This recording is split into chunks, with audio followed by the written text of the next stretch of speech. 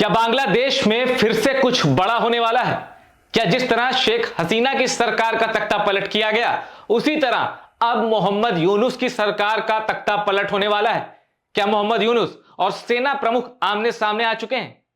क्या मोहम्मद यूनुस का countdown start हो चुका है? यह सारी चर्चा भारत में नहीं हो रही, यह सबसे ज्यादा चर्चा हो रही है बांग्लादेश में, क्योंकि बांग्लादेश में ऐसी तीन वजहें अचानक से पैदा हो गई हैं जिसके बाद से यह कयास लगाए जा रहे हैं कि बांग्लादेश की सरकार का जो चेहरा मोहम्मद यूनुस बनकर बैठे हैं, अब वो ज्यादा देर तक उस पद पर नहीं बने रह पाएंगे।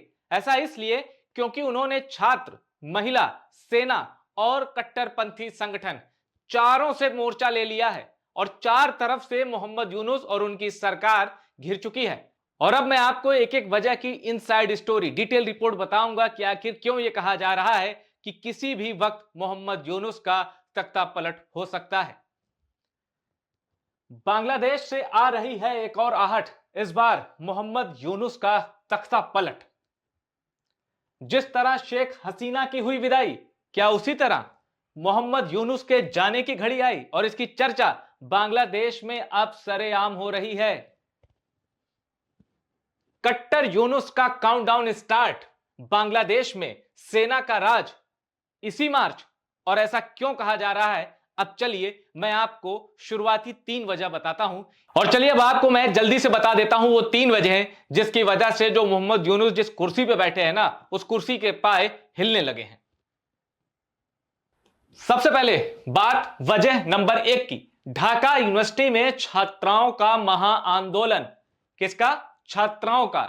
स्टूडेंट हालांकि दोनों आ जाते हैं, छात्र और छात्राएं, लेकिन इसमें स्पेसिफिक जिक्र है छात्राओं का महाआंदोलन। क्यों? Violence against women protest rage on streets online. अब यह क्यों हुआ है? ढाका यूनिवर्सिटी में एक मासूम के साथ रेप की घटना के बाद से उबाल है। बांग्लादेश में एक मासूम बच्ची के साथ रेप होता है, बहुत हीनियस क्राइम होता है, जिसके बाद से ढाका यूनिवर्सिटी की महिलाएं, स्टूडेंट मोर्चा खोल देती हैं मोहम्मद यूनुस की सरकार के खिलाफ। उनका कहना है कि सरकार तो बदल गई, चेहरा भी सरकार का बदल गया, लेकिन महिलाओं की सुरक्षा पहले भी खराब थी, महिलाओं की सुरक्षा के हालात पहले भी बदतर थे और अभी भी बदतर हैं। महिलाओं को सड़क पे निकलने में, बाहर ढाका की गलियों में डर लगता है और इसके लिए सरकार ने कोई कदम नहीं उठाया है।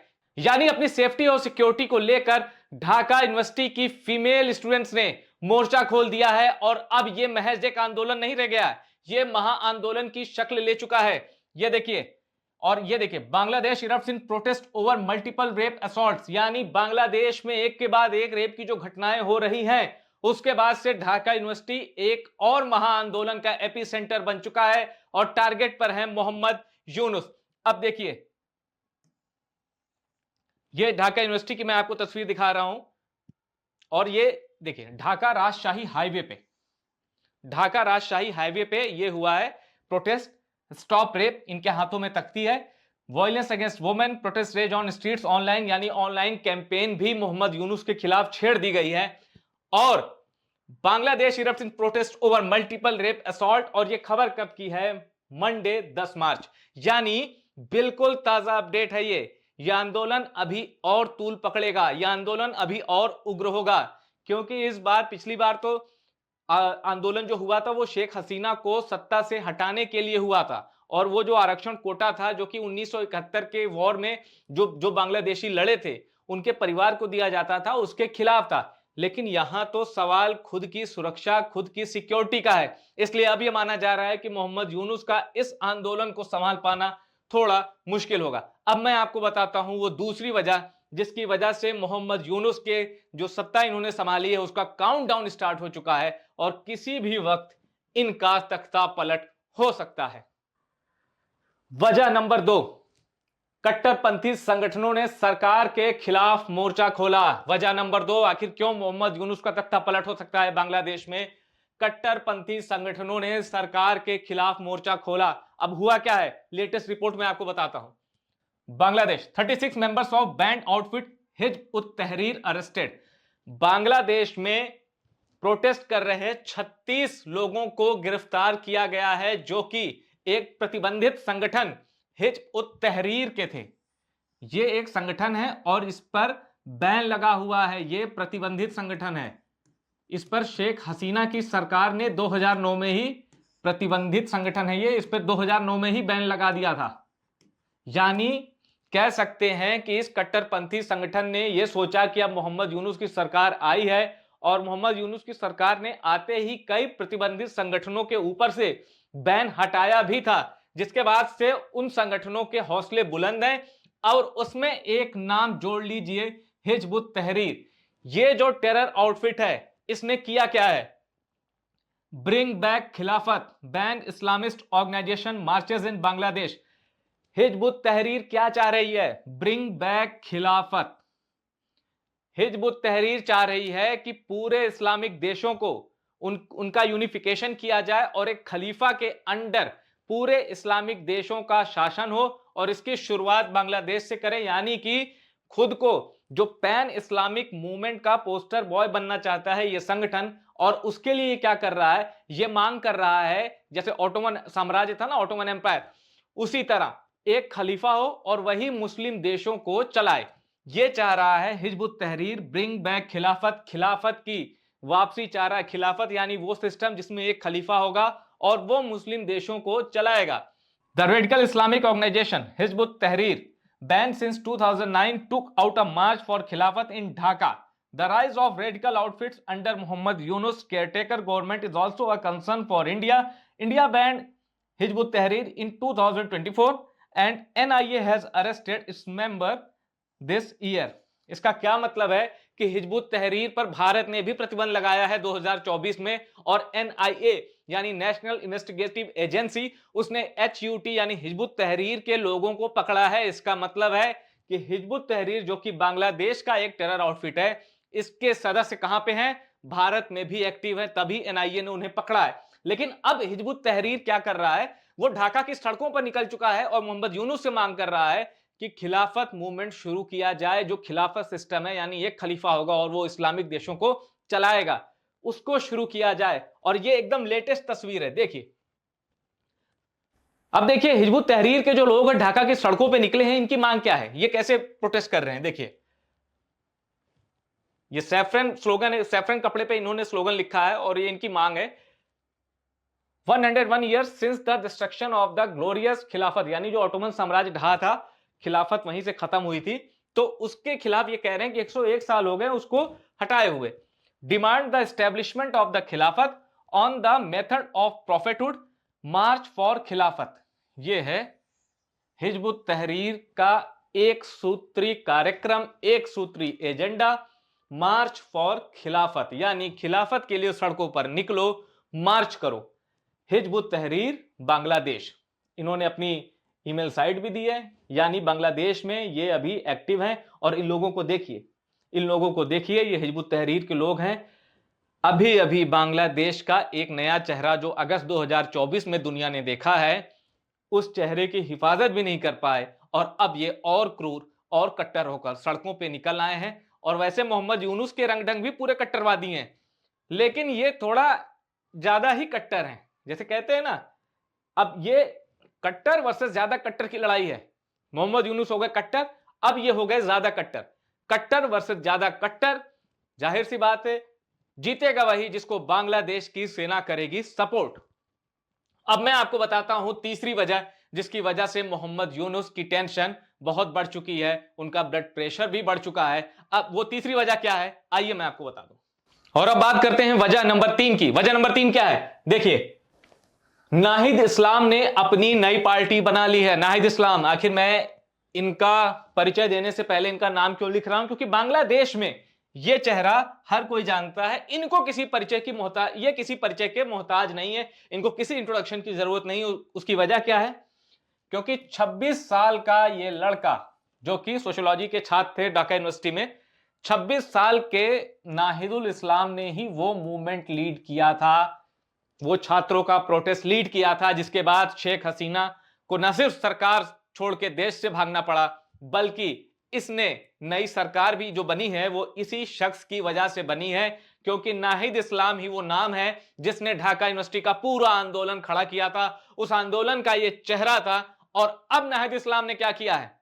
मोहम्मद यूनुस की जो इंटरिम गवर्नमेंट थी ना, उसमें इन्हें इंफॉर्मेशन एंड ब्रॉडकास्टिंग मिनिस्ट्री का एडवाइजर यानी एक तरह से वही पद दिया गया था, सूचना प्रसारण मंत्री का जिम्मा ये संभाल रहे थे। लेकिन इन्होंने क्या किया, वो छोड़ के अपनी नई पार्टी बना ली।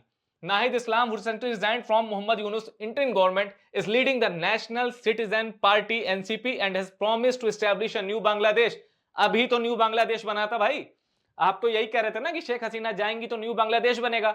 आप विदेश से मोहम्मद यूनुस को लाए, मोहम्मद यूनुस ने अमेरिका के सामने माना कि हमने आपके कहने पे जो ढाका में क्रांति की वो की।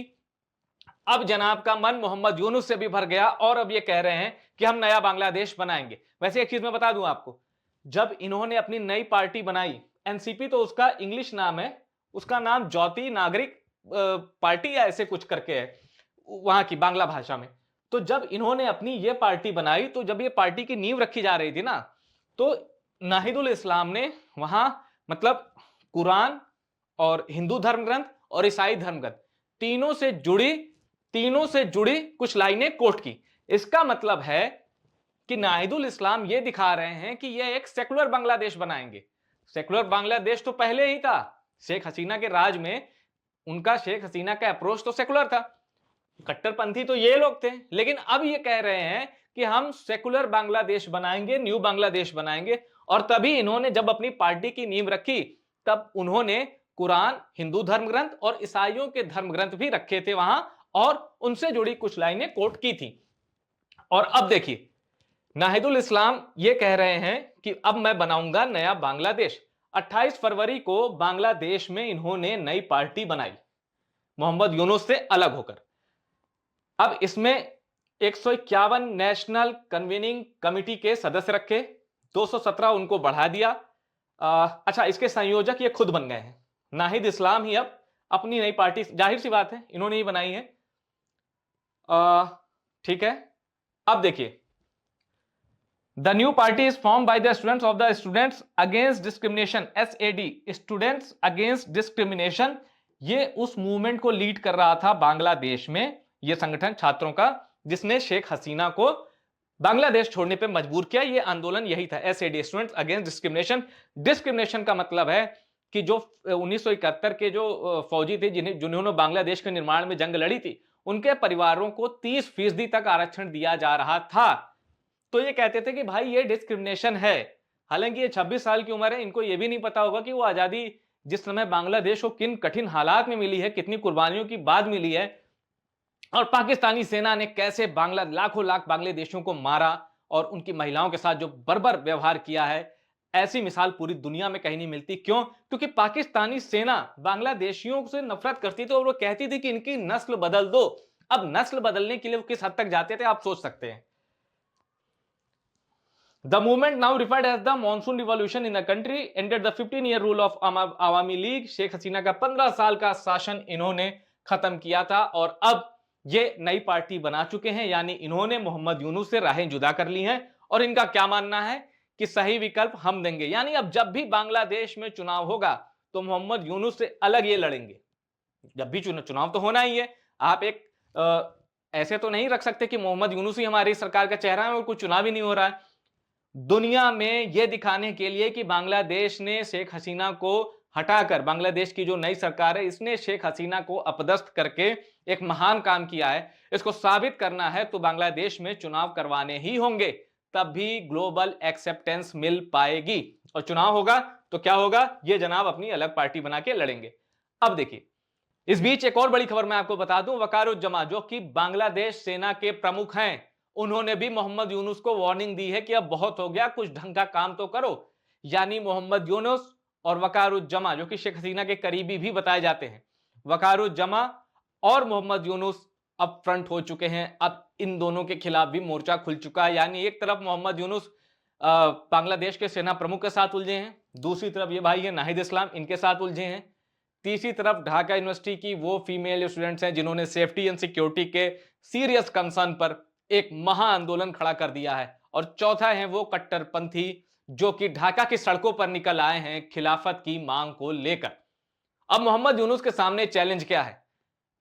अशांति को शांति में बदलना। लेकिन अशांति को शांति में वो नहीं बदल सकते, क्योंकि बांग्लादेश का जो अनरेस्ट है वो समय के साथ बढ़ता जा रहा है और मोहम्मद यूनुस को नहीं पता है कि आखिर हमने शेख हसीना को तो हटा दिया, लेकिन मोहम्मद यूनुस को अब नहीं पता कि नाहिद इस्लाम को कैसे हटाएंगे, ढाका की सड़कों पर निकले कट्टरपंथियों को कैसे हटाएंगे, ढाका यूनिवर्सिटी से लेकर राजशाही तक जो महिलाएं हैं, फीमेल स्टूडेंट्स हैं, जो कि अपनी सुरक्षा को लेकर चिंता जाहिर कर रही हैं और आंदोलन खड़ा कर दिया है, उससे कैसे निपटेंगे। और सबसे बड़ी टेंशन की वजह, कैसे निपटेंगे वकारुज्जमा से, जो बांग्लादेश की सेना के प्रमुख हैं, जो जब चाहे मोहम्मद यूनुस का तख्ता पलट कर सकते हैं। कहते हैं ना, दूसरों के लिए गड्ढा खोदोगे तो एक दिन उसी गड्ढे में गिरोगे। मोहम्मद यूनुस को शायद पता नहीं था कि इतनी जल्दी वो गड्ढे में गिरने वाले हैं।